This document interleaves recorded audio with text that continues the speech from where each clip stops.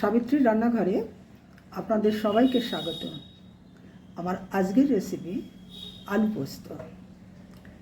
3টে আলু নিয়ে নিয়েছি মিডিয়াম সাইজের, পেঁয়াজ নিয়েছি ছোট দুটো কুচিয়ে, 4 টেবিল চামচ পোস্ত আছে, 5-6টা কাঁচা লঙ্কা আছে, মিক্সিতে বেটে নেব পোস্তটা কাঁচা লঙ্কা দিয়ে, আর নুন আছে, হলুদ আছে, আর ফোড়নের জন্য কালো জিরে আছে, সর্ষের তেলে করব। তেল গরম হয়ে গেছে, কালো জিরে ফোড়ন করে দিচ্ছি। এবার আমি পেঁয়াজ দিয়ে দিচ্ছি।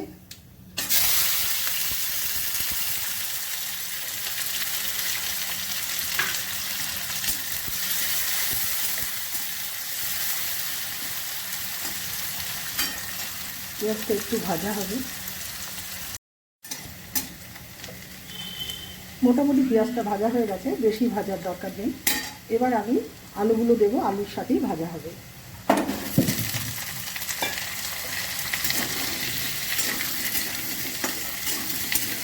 আমি পেঁয়াজ দিয়েই করছি পোস্তটা, আপনারা নিরামিষ এমনি শুধুও করতে পারেন আলু।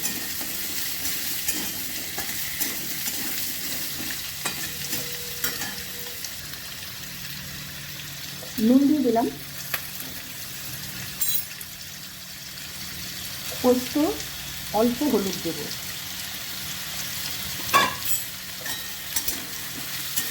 সাদা পোস্ত হয় কিন্তু আমি অল্প হলুদ দিলাম।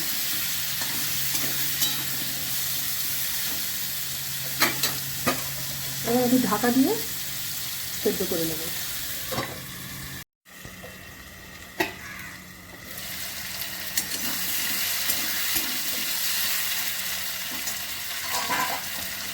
আলুটা ভাজা হয়ে গেছে, এবার একটু জল দেব, জল দিয়ে আর একটু সেদ্ধ করব।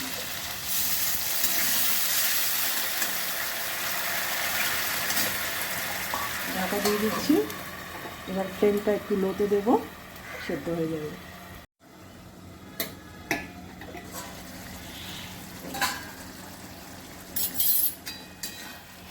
আলু সেদ্ধ হয়ে গেছে, এবার আমি পোস্ত দিয়ে দেবো, বেটে নিয়েছি কাঁচা লঙ্কা দিয়ে।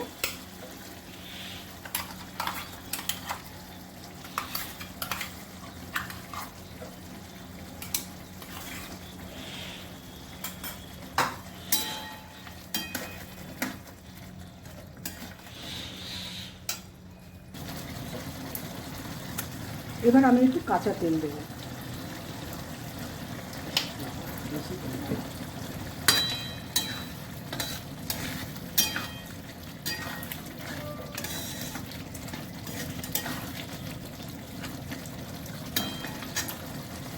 রেসিপিটা আমার হয়ে গেছে। যদি ভালো লেগে থাকে অবশ্যই সাবস্ক্রাইব করবেন, লাইক শেয়ার কমেন্ট করবেন, আমার ফেসবুক পেজটাকে ফলো করবেন। আপনারা সুস্থ থাকুন, ভালো থাকুন। ভিডিওটা এখানেই শেষ করছি।